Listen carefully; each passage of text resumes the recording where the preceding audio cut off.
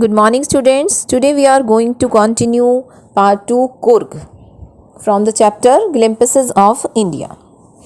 अब तक हमने इस चैप्टर में क्या पढ़ा कि या फिर यूँ कह लो कि हमने क्या इन्फॉर्मेशन अभी तक कुर्ग के बारे में गेन कर ली है कि कुर्ग नॉन एज कोडागू एक स्मॉल डिस्ट्रिक्ट है कर्नाटका का, lies between the coastal town of Mangalore and Mysore. It is quite a beautiful place और it is famous for coffee plantation, evergreen forest and spice gardens and beautiful colonial bungalow यहाँ पर हैं best corner पर. जो कुर्ग के best corner है वहाँ पर ब्यूटीफुल कॉलोनियल बंगलोज बनाए गए हैं. और the season to visit this place is from September to March. और वेदर भी बिल्कुल परफेक्ट है. Air is full of coffee flavour की जो एयर है उसमें भी कॉफ़ी की महक है क्योंकि कॉफ़ी प्लांटेशन इतनी ज़्यादा होती है वहाँ पर. कुर्ग के लोग कैसे हैं, इंडिपेंडेंट हैं, ब्रेव हैं और ऐसा माना जाता है कि they are of Greek and Arabic descent. Clear इतना. अब हम आगे पढ़ते हैं. Coorgi homes have a tradition of hospitality and they are more than willing to recount numerous tales of valor related to their sons and father. कुर्गी homes have a tradition of hospitality. hospitality क्या होती है? आदर सत्कार करना, मेहमान नवाजी करना किसी की. तो कुर्गी homes की कुर्गी के जो लोग हैं वो उनमें ऐसा ट्रेडिशन है कि वो सभी की मेहमान नवाजी, उनमें आदर सत्कार की भावना बहुत ज़्यादा है. They are more than willing to recount numerous tales of valour related to their sons and father. और वो बहुत ज़्यादा मोर देन विलिंग कि रिकाउंट न्यूमरस टेल्स, न्यूमरस बहुत सारी टेल्स को सुनाने के लिए, वेलर की टेल्स, वेलर होती है बहादुरी की टेल्स को सुनाने के वो बहुत ज़्यादा विलिंग होते हैं. किसे? अपने सन्स को और फादर को. कि बहादुरी से जो रिलेटेड जो टेल्स हैं वो अपने सन को या अपने फादर को सुनाने के बहुत ज़्यादा विलिंग होते हैं कि उन्होंने ऐसा किया. ठीक है, उनके बारे में वीरता की, जैसे कि वो वॉर पर गए, उन्होंने वहाँ पर कितनी बहादुरी दिखाई, उस सैनिक ने इतनी वीरता दिखाई, उस सैनिक ने इतनी वीरता दिखाई. तो इस तरह से उनकी बहादुरी की जो कहानियाँ हैं उनको सुनाना उन्हें बहुत पसंद है. The Kurg regiment is one of the most decorated in the Indian Army and the first chief of the Indian Army, General Cariappa, was a Kurgi. Coorg regiment. अब देखो इंडियन आर्मी में कई सारी रेजिमेंट है और उनमें से एक रेजिमेंट है कुर्ग रेजिमेंट. रेजिमेंट समझ गए, a group of soldier in the army. अब वो क्या करते हैं कि कुर्ग रेजिमेंट जो है वो most decorated in Indian army. Indian army में जो कुर्ग रेजिमेंट है वो सबसे ज़्यादा डेकोरेटेड. डेकोरेट का मतलब है having received the awards for bravery. मतलब उन लोगों ने अपनी ब्रेवरी के लिए बहुत ज़्यादा अवार्ड रिसीव किए हैं. और फर्स्ट चीफ जो इंडियन आर्मी में था वो जनरल करियप्पा, वो भी क्या थे? एक कुर्गी थे. Even now, Kodavus are the only people in India permitted to carry firearms without license. Kodavus, वही कोडावूज पीपल को कहा गया है. तो जो कोडावूज होते हैं वही केवल इकलौते लोग थे, मतलब सिंगल पर्सन वही थे इंडिया में जिनको परमिशन मिली हुई थी फायर आर्म्स को कैरी करने की. फायर आर्म्स मतलब वेपन को कैरी करने की, हथियारों को रखने की विदाउट अ लाइसेंस, बिना लाइसेंस के. कि वे बिना लाइसेंस के क्या रख सकते थे? फायर आर्म्स रख सकते थे या फिर वेपन रख सकते थे कि they can carry weapon without licence. कि ऐसा उन्हें क्यों कहा गया था? क्योंकि दे आर ऑनेस्ट, ट्रस्टवर्दी. वो ऑनेस्टी थे, ट्रस्टवर्दी थे और उन्होंने वॉर में मैक्सिमम अवार्ड उन्होंने जीत रखे थे बहादुरी के लिए. तो उन पर इतना ट्रस्ट किया जा सकता था कि उन्हें बिना लाइसेंस के भी हथियार रखने की परमिशन दी गई थी. The river Kaveri obtains its water from the hills and forest of Kurg.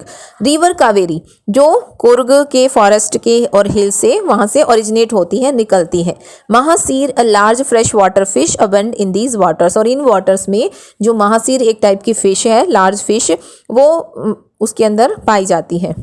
Kingfishers dive for their catch, while squirrels and langurs drop partially eaten fruit for the mischief of enjoying the splash and the ripple effect of the clear water. अब देखो यहाँ writer हमें किस enjoyment के लिए बता रहे हैं कि रिवर कावेरी है जो उसके अंदर महासिर फिश पाई जाती है और वहाँ पर किस किस टाइप के एनिमल्स पाए जाते हैं कुर्ग में. किंगफिशर्स जो हैं वो उनको पकड़ने के लिए डाइव करती हैं.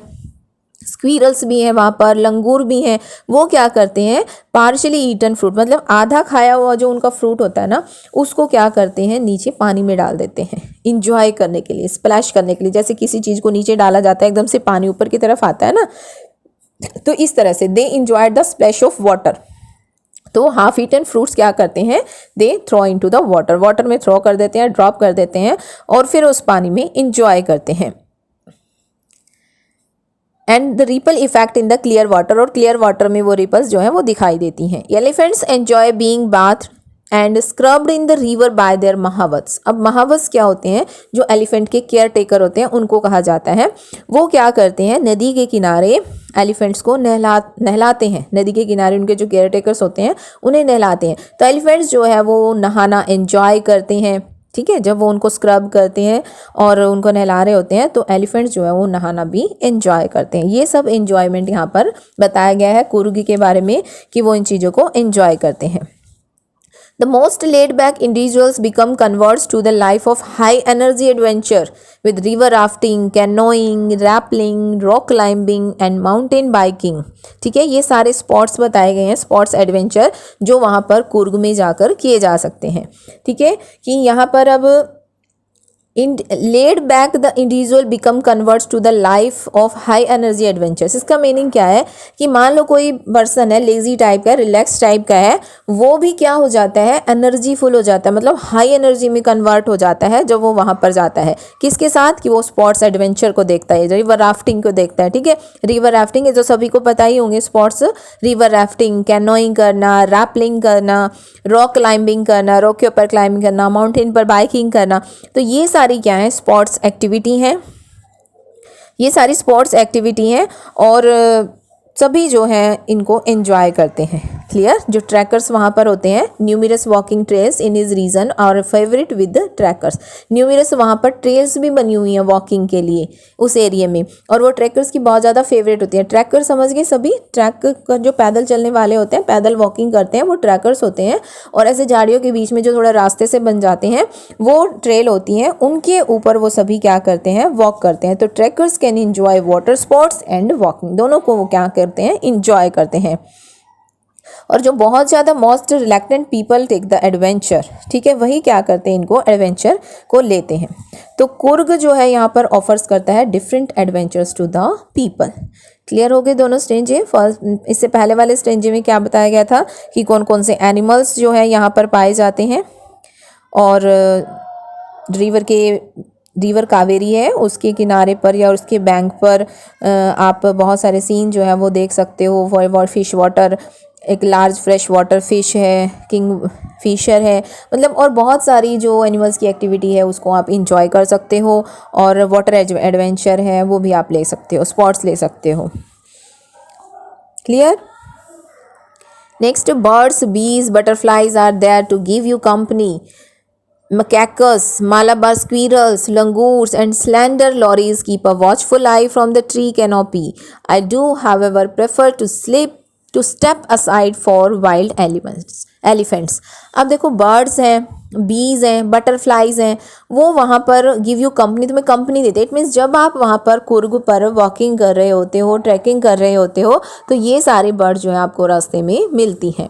मकैकस है, मालाबार स्क्वीरल्स है, लंगूर्स है, स्लेंडर लॉरीज है, ये सभी आपको एक वॉचफुल आई, मतलब ट्री से आपको देखते हैं, ट्री कैनोपी से आपको देखते हैं। क्या मतलब, जब आप चल रहे होते हो तो ये आपको वॉच कर रहे होते हैं ये सारे एनिमल्स।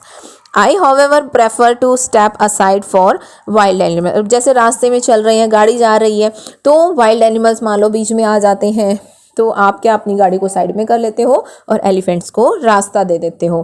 तो इस तरह से कुर्ग को एंजॉय किया जाता है।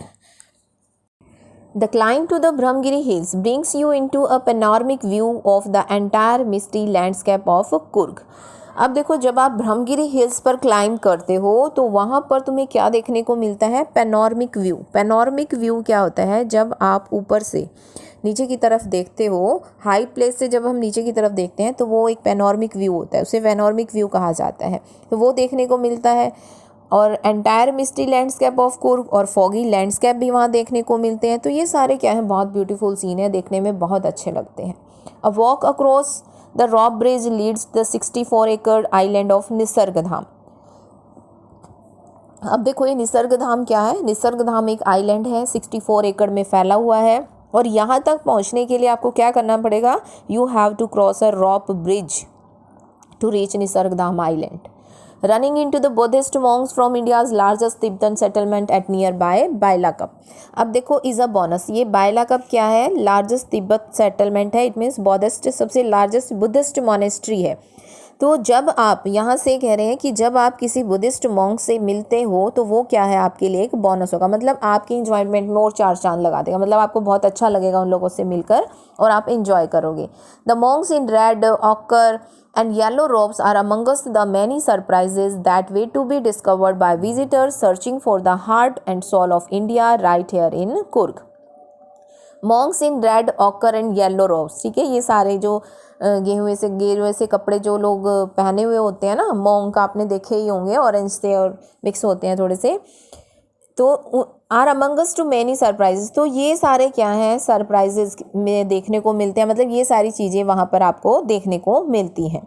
और wait to be discovered by visitors, जो इस बात के लिए सर्च कर रहे हैं, जिस इंडिया के हार्ट और सोल को सर्च करना चाहते हैं, उनके लिए यह एक बहुत अच्छी डिस्कवरी होगी यहाँ पर कुर्ग में। क्लियर। इन दिस स्टेज में राइटर ने हमें क्या इन्फॉर्मेशन दी है कि देर आर 3 टूरिस्ट डेस्टिनेशन यहाँ पर बताए गए हैं, एक ब्रह्मगिरी हिल्स के बारे में, एक निसर्ग धाम के बारे में, और तीसरा है बाइलाकप। क्लियर हो गया सभी को स्टेंजा। अब देखो आगे भी फैक्ट फाइल में यहाँ पर थोड़ी इन्फॉर्मेशन दी गई है पहुँचने की, कि हाउ टू रीच, कि आप जहाँ कुर्ग है वहाँ पर पहुँचोगे कैसे, उसको भी थोड़ा सा रीड कर लेते हैं, इन्फॉर्मेशन थोड़ी सी ले लेते हैं ब्रीफ में।